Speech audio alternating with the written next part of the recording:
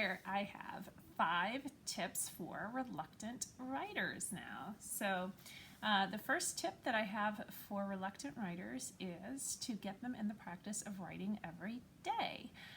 Writing is a practice, and just like with anything, the more you write, the better you will get at it, and the less intimidating it will be if you're doing it more often.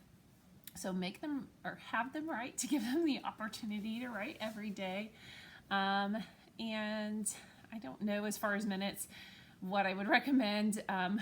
My children write between, like, their writing time is between 20 and 30 minutes a day. It's intended to be 30. It's kind of the one thing that they try to escape from the fastest.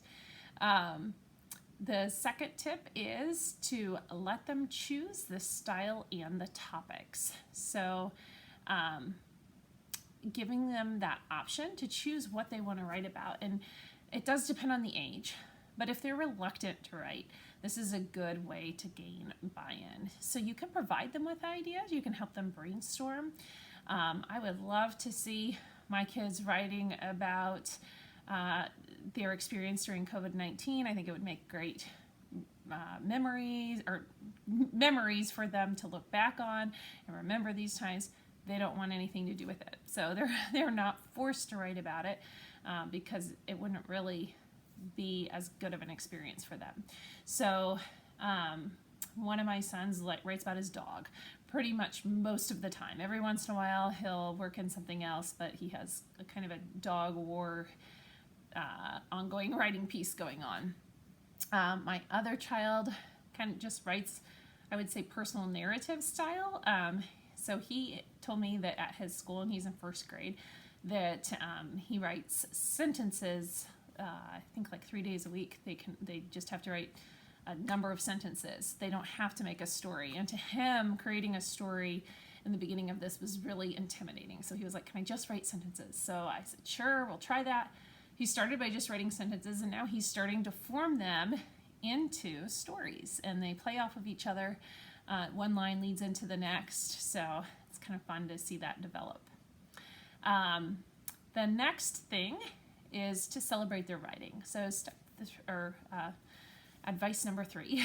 And when I say celebrate their writing, I mean make a big deal out of it. When they show it to you, act interested in it.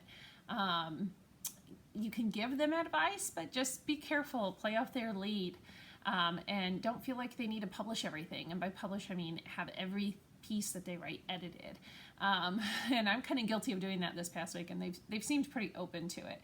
But every single piece of writing that they do doesn't need to be gone through with a red pen for sure. Especially if there's a whole lot in there with editing, with spelling and capital letters and that kind of thing. Maybe once a week do that have them choose one of their pieces of writing to do that with. But if you do that with every piece of writing, it's just kind of going to crush their whole ability to write. And to me, really, editing is a separate thing from writing. Sometimes people are really good at putting their ideas together and making these beautiful stories, but they don't quite have the editing skills to match it just yet, and that's okay. They might be really bad spellers, but then interpret that they're a bad writer because they see their writing corrected for spelling errors, or maybe because they're using too big of words. So I do think editing is important, but not for every single piece of writing. Advice number 4 is to notice how other authors write. So point out when an author uses an interesting word. You could encourage them to use it in their writing, or notice how authors start their stories, or how the style of a writer that they like. Sometimes writers will build up that story and then bam, hit you with a surprise on that last page. So just recognizing that and helping them to recognize the way that writers write will encourage them to kind of try out some new techniques and to get excited about writing. And then tip number 5 is to look into the 6 traits of writing. This is something that I used when I was teaching writing, and I really feel like it helped me to develop as a writing teacher. And it just tells you the different tools that writers use to make their stories sound varied and interesting. And then when you're checking your child's writing, you can really focus on one of those 6 traits. You can focus on the flow of their sentences and kind of help them to see how they could break up their sentences and make them more interesting and varied. Or you can focus on the words that they're using. But I do recommend just kind of focusing on 1 or 2 of those traits at a time. The real goal is to get them excited about reading and to make them feel like their writing is valued.